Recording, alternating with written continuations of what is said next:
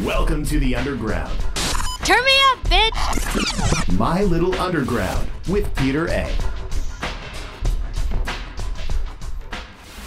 Level 42 of My Little Underground. I'm Peter A. Don't forget to subscribe anywhere you get podcasts and follow me on Twitter, Instagram, Snapchat.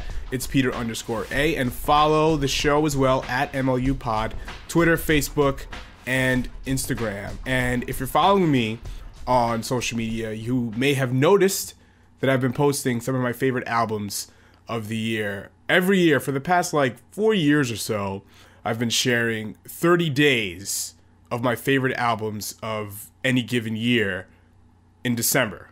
You know, people like the holidays around this time, but for me, it's the best music of the year. I love it. That's my celebration during this time of giving, so to speak. And today, I want to share with you some of my favorite albums of the year for the second half of the year, because if you remember, I did a show with my good friend Connor, and we went through our favorite albums of the year up until June. That was the midterm report. Love doing that. This is the finals. So yeah, I'm getting my grades in. 15 songs, or albums rather, that I loved after June, but there's one or two from earlier in the year that I don't want to say left out. Yeah, I guess I left out because I wasn't feeling those particular albums that much when I initially heard them. But then I listened to both of those albums back, and I realized how much I love them. They grew on me, so to speak, and we'll get to those later. I want to start with Homeboy Sandman and his latest album, Dusty. And last year, if you remember, he did an album with Eden, Humble Pie, one of my favorite albums of 2018. That album was incredible. The production was very spooky, and it had an old school sound, but ran through a modern filter, if that makes any sense. And it's just a remarkable listen, and it's very short and concise. The lyrics are kind of out there in space, and they're kind of post-apocalyptic in a way. And Homeboy Sandman does a great rant of the internet age. Never use the internet again. It's very, very funny. I definitely would check that out. But this year, he's back on my top 30 with Dusty. And the one thing I loved about this album and last year's Humble Pie was the fact that he worked with one producer. Yeah, last year was Eden, this year was mono and stereo. And I love artists, especially rap artists, that stick with a handful, and if I'm lucky, just one producer, because I feel, this is my own opinion, that when a rapper works with one producer, you get a consistent sound, and it's almost like a journey.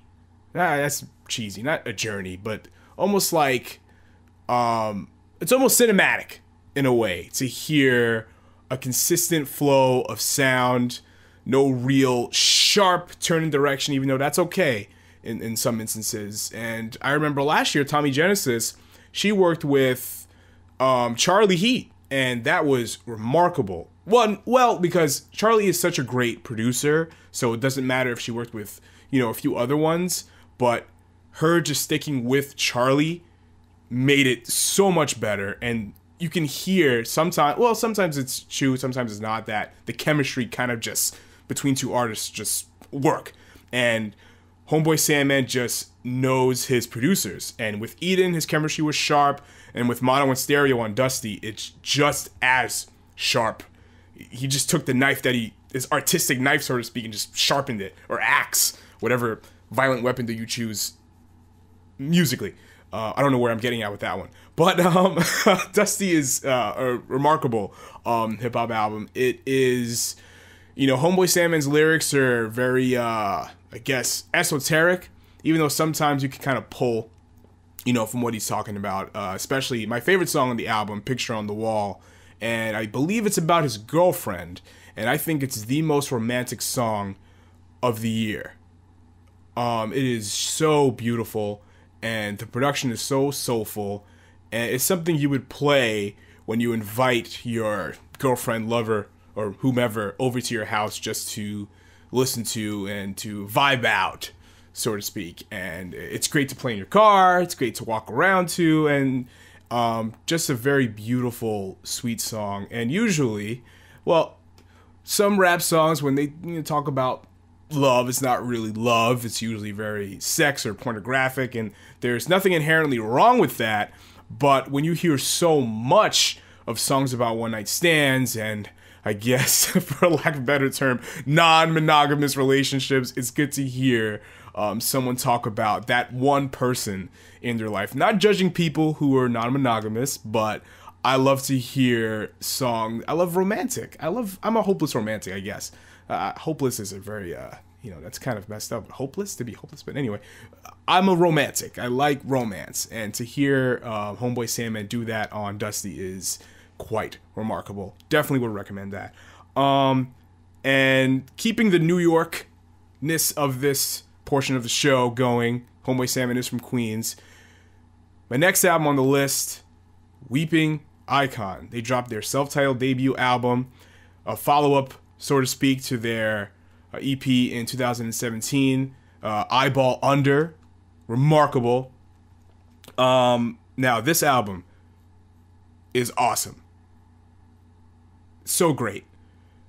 Because if you've seen Weeping Icon live for the past 3 years, like I have, and have seen their trajectory and how they've grown, you would definitely appreciate this album like I do. It's very noisy, it's unsettling, but in the best way possible. It's almost like an art gallery, but it's not too artsy that it kind of, is unwelcoming. You know what I mean? Like, they're trying to make songs, not just soundscapes or just experimenting for the sake of experimenting. And, they're not trying to be the antithesis of pop music on purpose. They just kind of are, but they still know how to create an interesting song. And they talk a lot about social media on songs like Envy, and how we're just kind of just sucked into it and just kind of using it as validation of our lives when it's kind of meaningless. And it's so great because, I love those girls. I remember when they first started and seeing some of their early shows, and they're not trying to, they go at their own pace, and they're not trying to be like the biggest band in the world. Like, they're not trying to be Rolling Stones or Foo Fighters or whoever, any kind of stadium act. They're just kind of being themselves and seeing where that might take them. And as far as, albums, especially like in the punk noise field, like, this, album is, it definitely stands out, I think, because the noise rock thing, I love noise rock, but not a lot of it, I can't say that, but, there are some acts that kind of, they're better live than they are actually making a focused, concise album. You know what I mean? And Weeping Icon definitely, they know that they're musicians, if that makes any sense. They're not just playing songs just to make pure noise and just kind of entertain a drunken crowd that wouldn't care what you're doing, just as long as something's coming out of the speakers. No, they want to make something that will, grab your attention and keep you interested. So Weeping Icon, definitely one of the most interesting New York groups. Former guests on the show. And I'm not just saying that because they've been on My Little Underground. I'm saying that because they are objectively an amazing group that you definitely should check out. Weeping Icon. Transitioning to upstate New York, Buffalo, for my next album, Griselda. Now, if you don't know Griselda is a group and imprint made up of Benny the Butcher, Westside Gunn, and Conway the Machine. And they just recently signed to Eminem's Shady Records. And this group has been very, very active in the hip-hop world this decade, dropping mixtape after mixtape, EPs over here, singles over here. And I think they are one of the most exciting acts in the street rap realm of hip-hop, because I feel like when rappers talk that street talk, some of these people, have seen certain things and they're kind of just painting a picture. Artists like Jay-Z, Nas, Biggie, and even 50 Cent in a way has done a great job of painting a picture and not just kind of just exploiting a lifestyle to make money, which some people have done. When you have, a good chunk of rap songs on the radio, that have a lot of slick gangsterisms, you kind of seeing that people are just trying to make a quick buck off of a certain lifestyle and a certain image. And Griselda is the opposite of that. They are not making any radio records. Doesn't mean they're not trying to make interesting songs. They're just not trying to be on the wave. They're going to be successful in their own right. And the biggest rapper probably in the world, or Eminem, took notice of this. And I just want to say that I think Eminem signing Griselda is probably the greatest move that he's done for his imprint since signing 50 Cent. I believe that. Shady 2.0 was, interesting at first, but nothing really happened with it. I personally think Slaughterhouse was overrated. They were very talented. All four of those rappers were very interesting in their own way. They were good rappers, but when they came together to put out an album, they're not really album guys. You know what I mean? They had put out some mixtapes and they had one album, an underground album before signing with Eminem that was pretty cool, but I don't know. It's just something was missing there. I don't know what it was. It's not that they can't rap. It's just I just wasn't. As I got older, I'm like, I don't know if I'm into this anymore. You know what I mean? I was missing. It was missing something. But Griselda has it. If that makes any sense. If you like watching The Sopranos, if you like Goodfellas, you're gonna like Griselda. And this album, What Would Sheen Do? And Sheen is actually the late brother of Benny the Butcher and a cousin of West Side Gun, and this album was a tribute to him. And these guys do a great job of painting the picture of being in the streets, being a drug dealer, or whatever you want to call it. But it is very gritty. The production is dark and it's very unsettling, but it definitely kept my interest throughout the whole thing. It wasn't even that long, too. I think it was maybe about 15 tracks or so. And I really enjoyed it.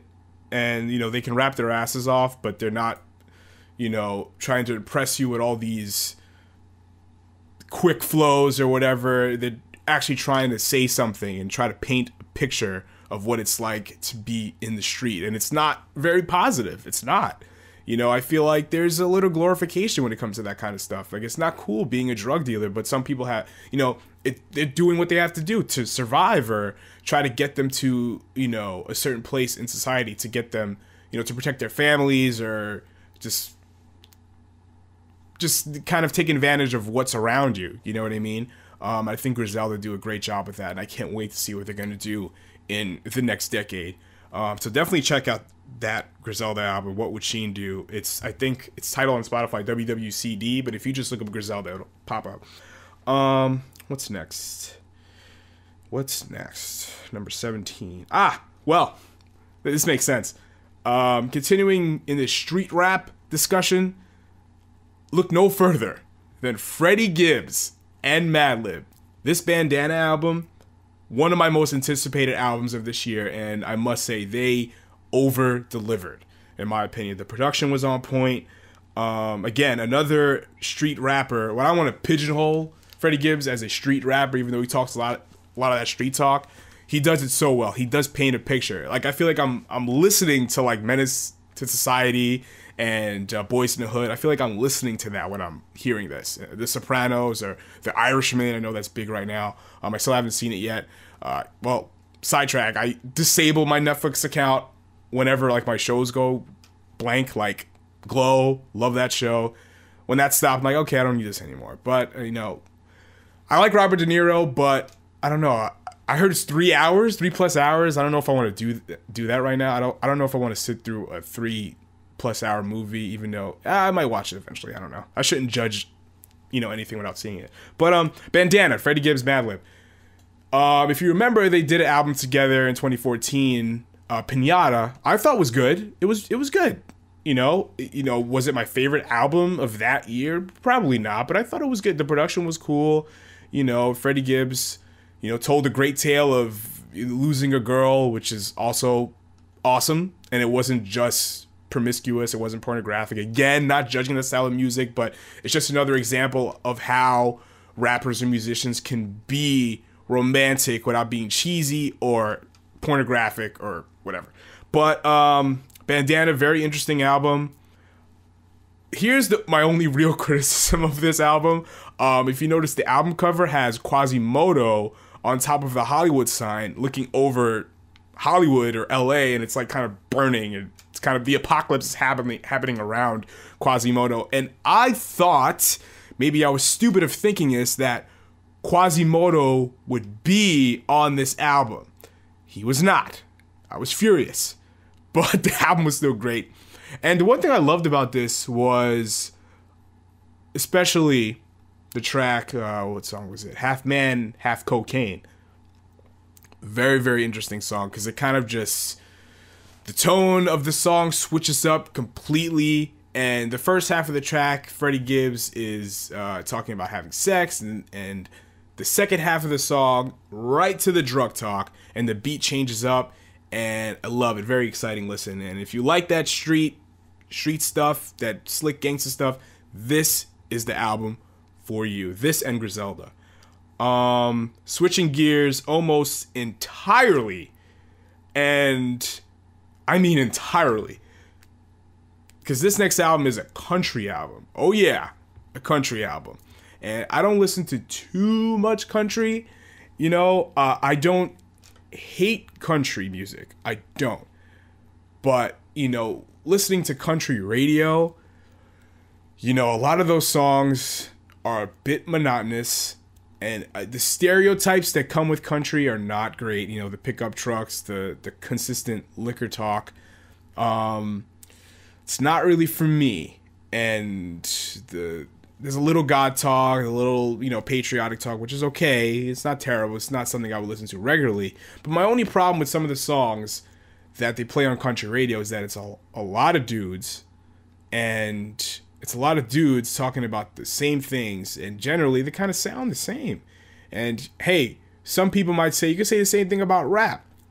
But with hip-hop music, and especially on the radio, at least there's like some charisma. There's some of the production are kind of just weird and abstract, and there's a creativity level with some of these stereotypical country songs. They're not all that creative, and they're kind of surface level. Talking about the same specific topics, and they're not really painting you a picture. Or it's just very here it is. Here's what I'm talking about, and this, it's almost too straightforward. And I think music can be straightforward, but like I want some sort of ambiguity. I want to wonder about something, but I don't want to like put country in a in a hole. You know what I mean? Because there's some great country artists, like this artist that I've been listening to a good chunk of the year. Well, at least until this album came out, the Highwomen. And the Highwomen are a super group made out of Brandi Carlile, and I'll give you the list of the other women in just a sec. Let me look it up. But they put out their self-titled debut this year, and it was remarkable. And their whole thing is to try to combat all the things that I was talking about country music and the lack of women being showcased on country radio. But my thing is, side note, who gives a shit what country radio is playing? Just make great music and people will come to you. That's it. And that's exactly what the Highwomen did. And the Highwomen are made up of Brandi Carlile, Natalie Hemby, Maren Morris, and Amanda Shires. And this album was remarkable. So beautiful. There's some twang in there, and their lyrics are very interesting, like Crowded Table. That can mean a lot of different things. It can mean you want a group of people being represented in a certain instance. I don't know, be it a corporate table or a crowded table at Thanksgiving with your family and friends. It can mean a lot of different things to different people. Well, at least in my opinion. And it's a gorgeous song, lots of great melodies. Well, the whole album was full of lush, beautiful harmonies, beautiful voices too. Very stellar twang production. Like, I feel when I'm listening to this album, I feel like I'm on a field in Nashville and a barbecue is about to happen, and it's like a warm July night, and there are very, very little, well, I don't think there are any country stereotypes on this album. Not at all, you know? And I love that. And I think people who write off country so easily, they should listen to the Highwomen, because it's definitely everything that the stereotype of country is not. You know what I mean? And I love that. And speaking of really awesome, talented women, a woman, singular, Rhapsody. She dropped an album this year, Eve. And the concept of this album, similar to what the Highwomen want in the country world, Rhapsody wants in the hip hop world, or, you know, just women in general. This album was basically, each song was about a woman that Rhapsody looks up to. So the title of most of the songs on the album were named after women she looks up to, like Aaliyah, probably my favorite song on the album, Oprah, and who else is on here? I forgot. But this album was so great because a lot of it is basically just Rhapsody going through, you know, certain things about, you know, women's place in hip hop. You know what I mean? Like, you know, she kind of refers to men calling women bitches on, you know, some of their songs. And just Rhapsody showing that there's multiple ways that women can be represented in hip hop. You know what I mean? And it's not to say that, you know, the stereotype of women in hip hop, at least over the last 20 years, has been, you know, very sexual. You know, not to throw no shade at artists like Lil' Kim, but she definitely used her sexuality in her music. I'm not saying that she used her sexuality to get popular, but she has a lot of, you know, sexuality in her music, and there's nothing wrong with that. You know, I love Lil' Kim, but, you know, there's been a lot of, at least the women's perception in hip hop music has just been sexualized, a little over sexualized. And, you know, artists like Queen Latifah was the opposite of how women were portrayed in society. You know what I mean? It was mostly just about, you know, women speaking their mind, women empowerment and stuff like that. And I think Rhapsody is cut from that cloth. You know what I mean? And the opposite of Rhapsody, Cardi B, and you know what I mean? She's a former stripper, but yeah, she, you know, her music is a little sexy, but it's not all of it. You know what I mean? Not all of it is about, a lot of it is about her come up. And it just shows you that women in hip hop, or just hip hop music in general, or just music in general, is, you know, it's a melting pot. You know, the problem comes when everything is monotonous and everything is the same. And that's the problem. You know, if every other rapper, or especially every other female rapper, is talking about their genitalia, you know, the guys do it too. If every other dude is talking about, it's like, what's the point of all this? You know what I mean? It's good to have variety. Variety is the spice of life. And I think Rhapsody represents that spice. You know what I mean? And if you want a good, not just, I don't believe in female hip hop, you know what I mean? Like, female hip hop is not a genre of music. You know what I mean? Rhapsody just so happens to be a woman that raps very, very well. You know what I mean? And whenever she drops, especially that Layla's Wisdom album 2 years ago, remarkable stuff. I'll put that up against any rap album this decade or this year. And Eve is no exception. Definitely check that out, especially Aaliyah. Definitely start with that one. Well, it's in the beginning of the album anyway, so you have no choice but to start with that. Let's see what else we got here. We got a lot left, so don't go anywhere. Oh, switching gears almost entirely again. We're going the folk route. Oh yeah, my girl Shannon Lay. Her new album August came out this year. In August, rather. Imagine that. And for those who don't know, Shannon Lay is the guitarist in Feels, a band out of LA, which I love as well. And I got to meet her at a Feels show not too long. Well, I met her once before. We did an interview when I was in college. And we talked about The Simpsons in that interview when I was doing college radio, and when I ran into her at Alphaville in Brooklyn, And she recommended this great podcast to me, Talking Simpsons. And they just kind of go through each episode and they analyze it. And it's very, very well researched, unlike like my show. I'm just talking from my head. But yeah, I love Shannon Lay. I think she's so talented. And I think it's great that she's very diverse as an artist. She can play loud, beautiful garage rock tunes, punkish songs, and turn around and make a beautiful folk album. You know what I mean? I love that. And a lot of these songs on August are, I guess, a step above her last couple of solo albums. There's a lot of different soundscapes, a lot of different instruments, and she makes these lush, beautiful folk songs that, you know what, when I was coming home from work one day and I put this album on, it just put me right to sleep. Not that it was boring. It wasn't boring at all. It was beautiful, but it was so relaxing that it put me to sleep. And I definitely recommend that album, Shannon Lay, August. Definitely check that out. Water From Your Eyes, former My Little Underground guests. They put out their second album, Someone Else's Song. And Water From Your Eyes is one of the most creative albums, or are one of the most creative artists coming out of New York, because they definitely challenge themselves. You know what I mean?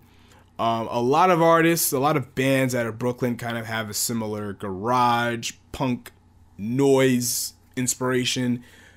Water From Your Eyes is like the opposite of that. You know, they have some indie rock in their foundation, but they have a lot of creative, weird, electronic soundscapes that make you want to dance too. So they're kind of like an indie group and like a dance house act mixed all in one to create this unique thing that is Water From Your Eyes. You know what I mean? It's hard to put them in a genre box, and I think that's great, you know?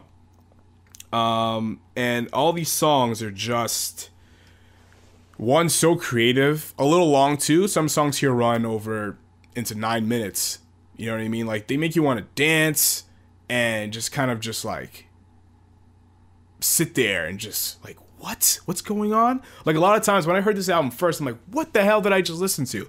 Go back, listen to it again. I'm like, whoa, so beautiful. Definitely give that a listen. Water From Your Eyes, Someone Else's Song. It's great to hear artists who challenge themselves. You know what I mean? And especially challenging themselves from their last album, because there have been some sophomore albums from some rising acts that have been very disappointing, because they kind of start creative and they go to blandness.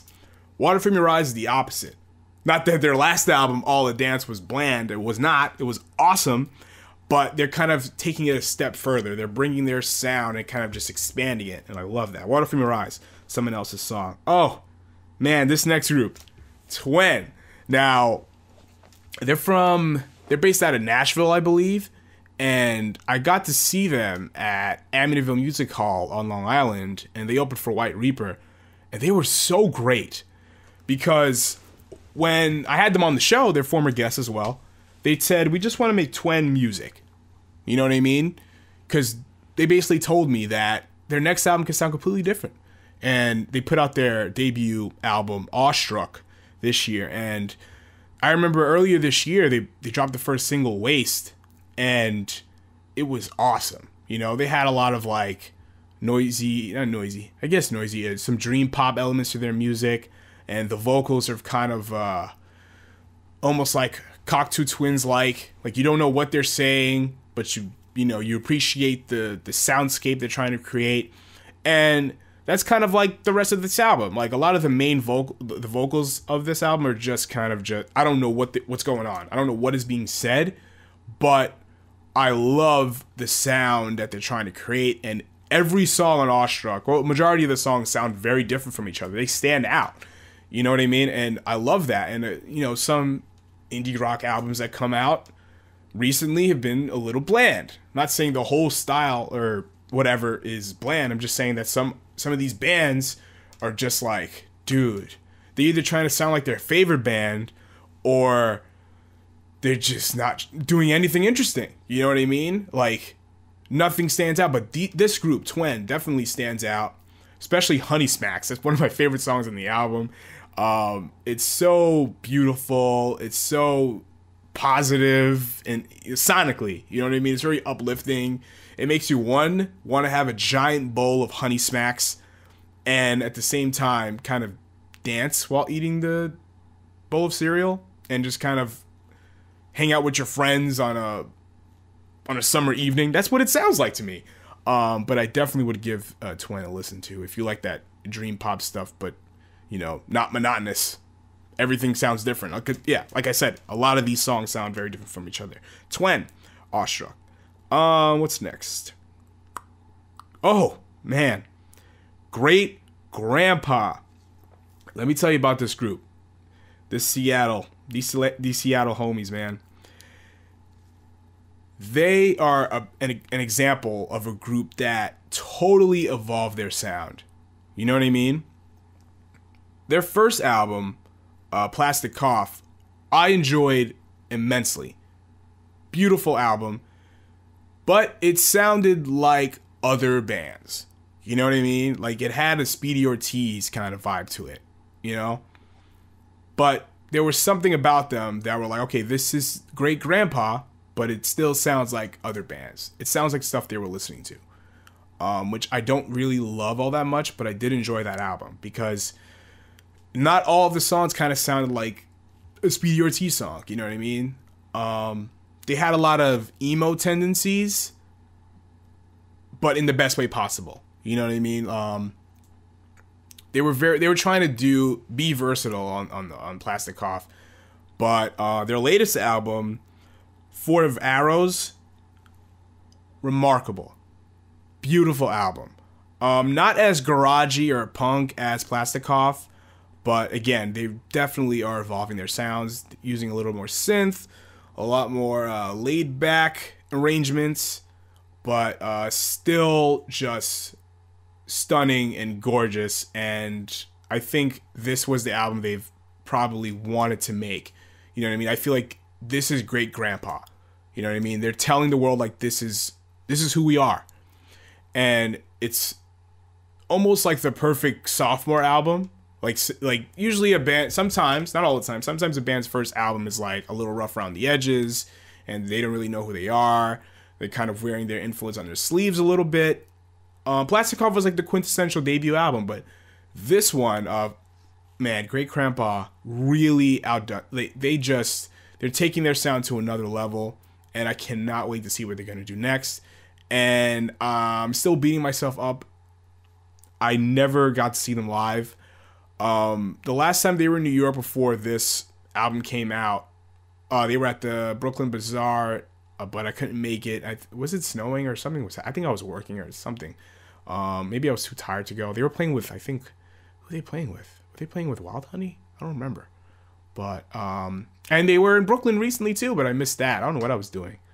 Maybe I was just too lazy. Yeah, they were at Elsewhere. Damn. I think they're coming back to New York soon. I hope. But yeah, Great Grandpa, Fort of Arrows. Go check that album out. It's so beautiful.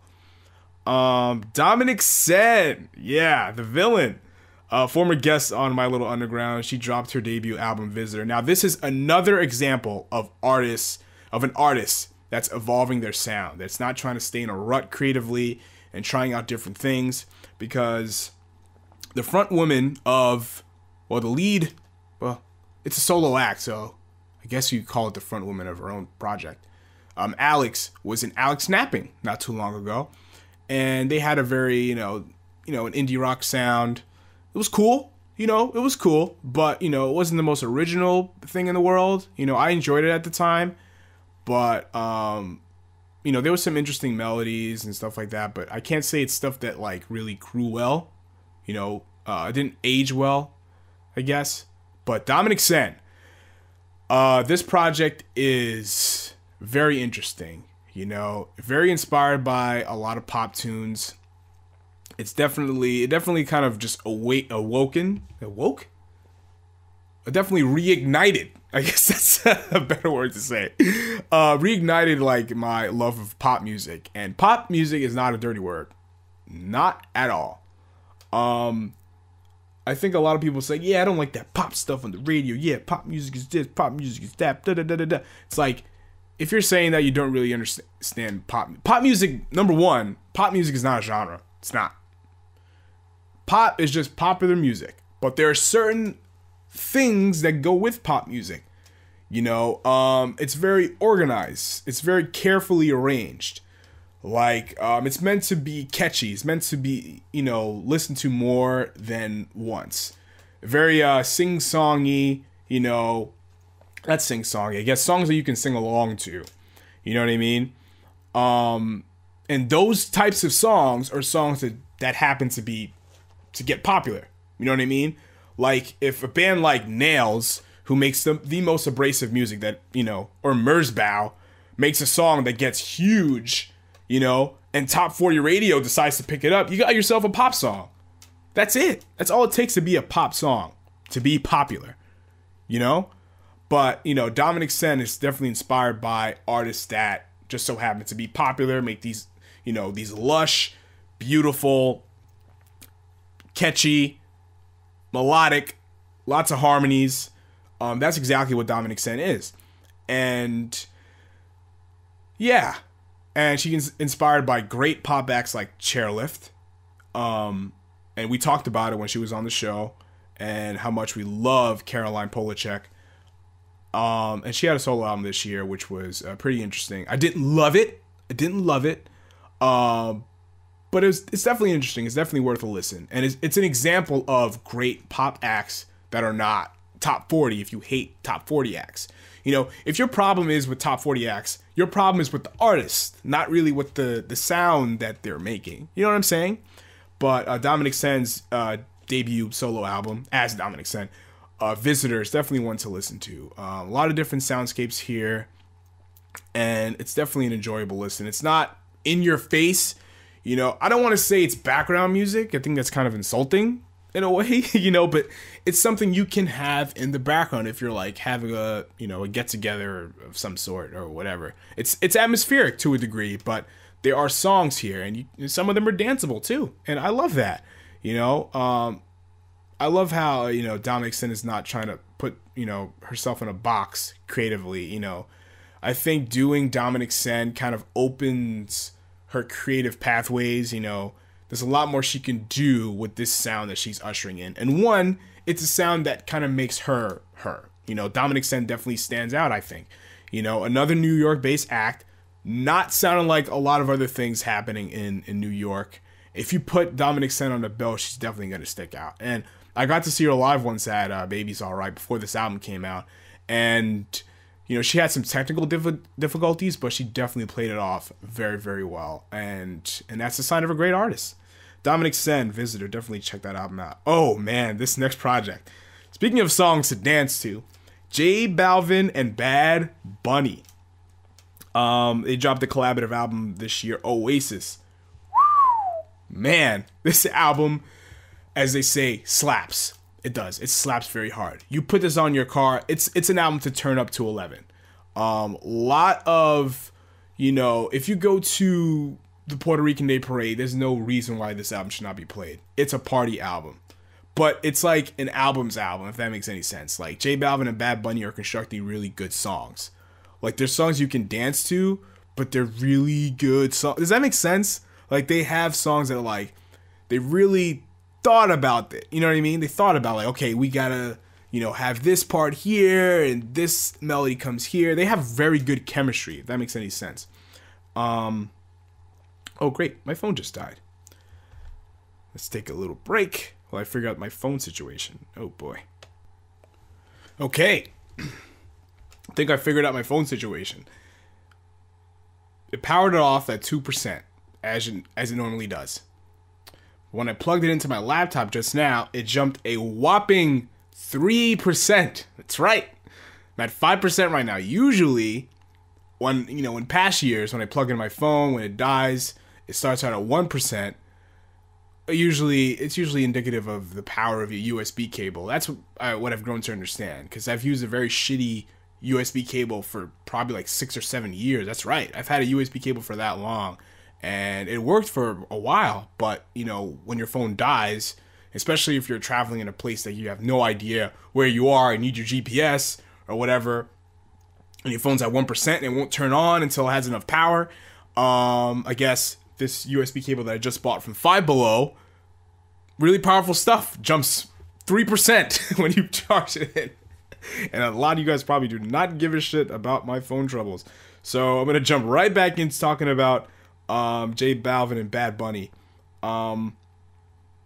The most energetic party songs of this year, I think. Especially songs like Mojita. You know, if that's not playing at your barbecue, you fucked up. For real. If that's not playing at your wedding, again, you fucked up. Yeah, these two together just kind of just make sense. Because usually when two popular artists come together, it doesn't work sometimes. But these dudes, they work so well. And I love Mi Gente. You know, Mi Gente was such a great song. Especially when Beyonce hopped on it. It was a great party song. And it got stuck in your head.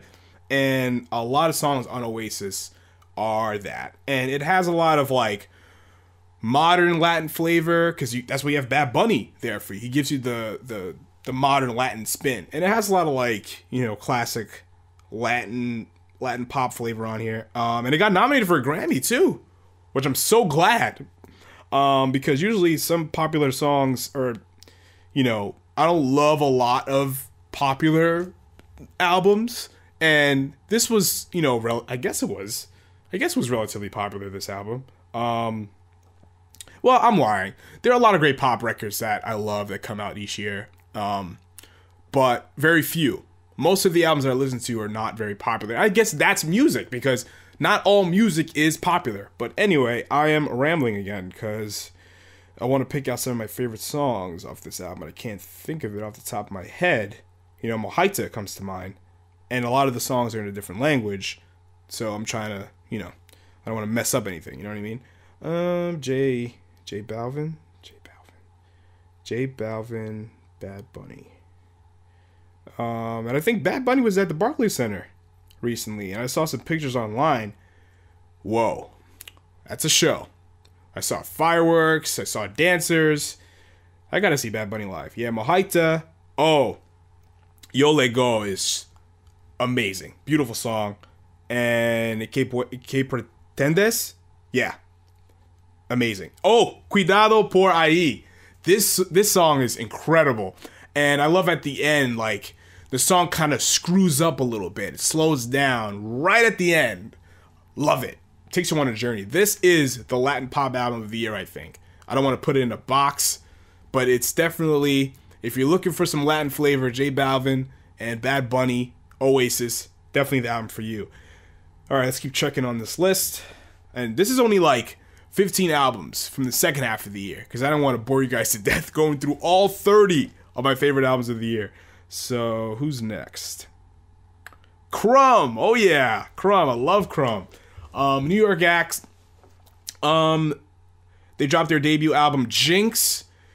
And when I first heard this album, well, this album came out in June, so it kind of just made the cutoff for the midterms.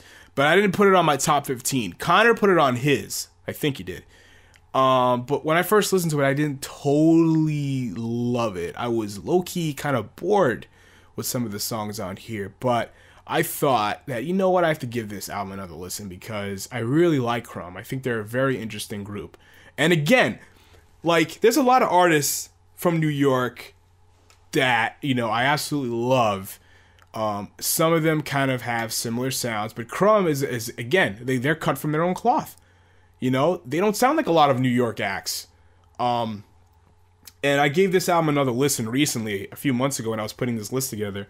And there's a lot of interesting soundscapes on here. They really toy with this psych pop sound, you know what I mean? Because, you know, this decade, 60s psychedelic sounds were the rave to a degree. You know, you had acts like Tame Impala, Temples, definitely like Ty Segall touring with a lot of like 60s psychedelic sounds, and they do a great job with it. You know, their earlier, all acts I just named, their earlier albums they wore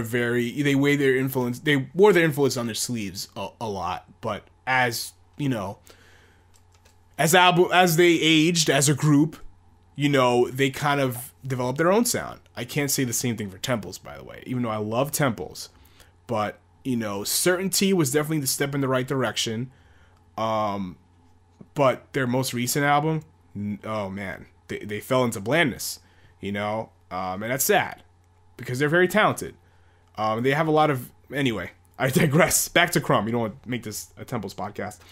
I caught Crumb at Elsewhere Hall about a year and a half, 2 years ago, and they had Combo Chimbita open for them, and that was a remarkable show.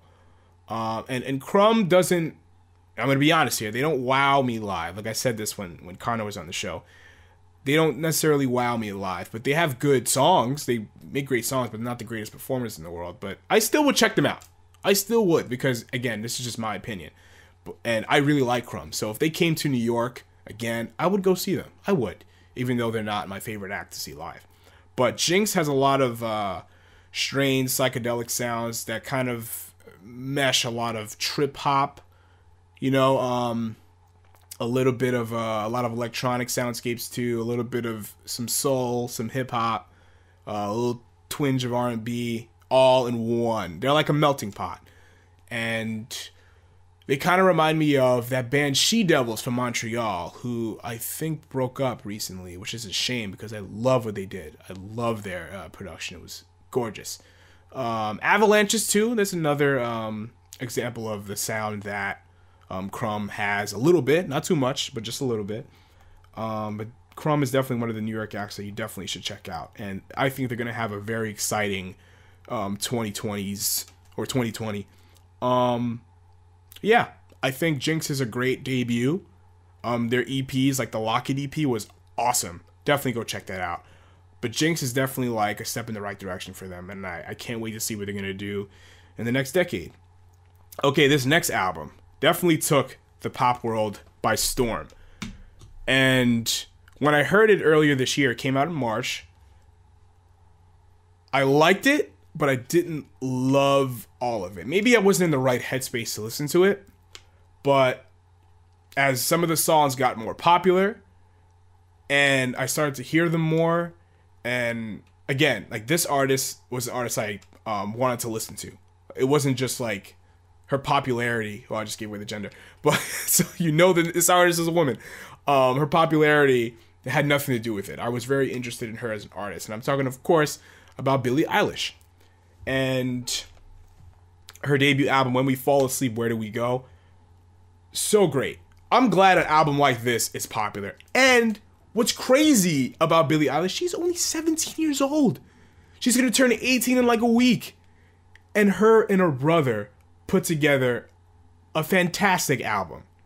Again, that's another example of artists that work with like a select few of people for one album. I'm not saying for your whole career, but just for one album, stick with a handful of people. So you're not so cluttered with too many different contrasting views. You know what I mean? You have a set, you know, one person to bounce off ideas, not too cluttered. You know what I mean? Not that working with a lot of people is a bad thing. I'm just saying I love when like one artist gets one producer or one engineer or whatever, and they just kind of make magic together. You know what I mean? Because me as an individual, I work better in situations where there's a small group, 2 or 3 or 4 people. I can't do large groups. You know, that's just me as a human being. But Billie Eilish, wow. Lots of creative soundscapes here.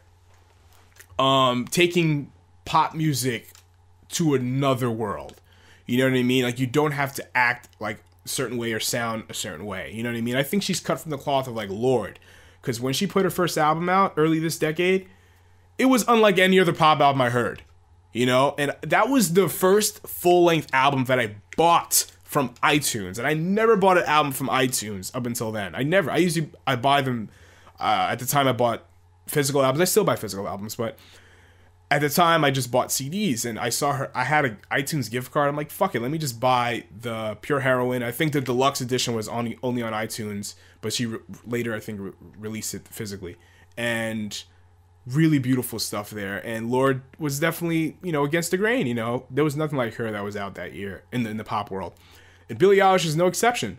Very inspired by a lot of, you know, hip hop song structure. I'm not gonna say like, oh yeah, she's just like, you know, if she had Denzel Curry or Vince Staples, well, she worked with Vince Staples in the past. She had someone like Denzel Curry come and rap over a track. It would fit. It would fit. Like, she's that like unique, and I can't wait to see what she's gonna do next. You know, like songs like Bad Guy. Oh man, so wonderfully put together. I love it, and she has a beautiful voice, and how she uses harmonies on this album is wonderful. It's very spooky and sharp, and it just grabs your attention. Please do not sleep on Billie Eilish. You know, she's the hottest thing right now, and she got nominated for a bunch of Grammys, well deserved. But don't sleep on her, and it'll make you rethink how you view pop music. And you know what? I hope she goes in the Lorde direction and doesn't rush to put out a next album. Nope. Take a year, 2 years, and kind of take time to create something that's really going to stick. Because there's nothing wrong with dropping an album every year if the album that you put out yearly is good. You know, if she comes out in 2020 with another heater, great. But, you know, if you take time to create something interesting and kind of relax and unwind, because I'm sure she's exhausted from touring and all these interviews and what have you, definitely take time to make another album. And I also want to add that Billie Eilish, like, her image is not her perception or her image is not very sexualized at all. She wears baggy clothing, and it just shows you that that's not why you should pay attention to her. She's not out for attention. If she's gonna make headlines, it's because of how good her music is. I love it. Billie Eilish is about one thing: the music. You know what I mean? She can definitely be a role model to young girls. That you don't have to be sexy to grab attention, especially during, you know, this era of social media and, you know, an image and all, especially with women, that everyone's trying to compete with each other. You know what I mean? Oh, this person posted this sexy picture of themselves. I'm gonna outdo them by posting an even sexier picture. I'm not sure if that's what, you know, young women are thinking, because I don't know what young women are thinking, because I'm not a young woman. But you know, there's a lot of people online that kind of want to compete with people. You know, they see how people look. Oh, they're so pretty. Why can't I be that pretty? But Billie Eilish is like, you know, her music is just, I'm just about the music. It's not about how sexy I am. But there's nothing wrong with, like, you know, certain artists using their sexuality. There's nothing wrong with that at all. But I just care about the music. I don't care how you look like. I don't care about your image. I care about the music you make. That's it, period. So definitely go give Billie Eilish a listen. And last but not least, on my favorite albums of the year, the second half of the year rather, Reservoir. This is one of the most interesting jazz albums of the year. And you know what? You know, I can't say that I'm like the hugest jazz aficionado. I'm not. You know, I do enjoy a little Miles Davis, enjoy a little John Coltrane, but there's some, you know, even a modern example of great jazz is Irreversible Entanglements. There's been some jazz albums that I've heard recently that are just kind of just there. You know, just this is a jazz album. And this is what a jazz album sounds like. But Reservoir, nope, they aren't that. Reservoir are, you know, they use a lot of different soundscapes. And they have jazz proper, a lot of horns, but they kind of paint a picture. You know what I mean? Like, they kind of bring you into a certain setting. Like, there's one song off their new album. What the fuck was it called? Shit. Let me look it up real quick. Yeah, this is definitely the jazz album to listen to. I remember listening to this on the train, and it's gorgeous. Let's see. What the hell was it called? No, it wasn't Taking Flight. the hell was it called? Was it Taking Flight? No, it wasn't Taking Flight. I think it was their self-titled song. Escalator? Was it Escalator? No, it wasn't Escalator. The hell was the song? My God. I think it was the self-titled song. Let me listen real quick. Hold up. Yep. It was Reservoir. Yep. Their self-titled song, their eponymous song from their eponymous album, has a lot of like seagulls, flying around. A lot of sounds of the beach.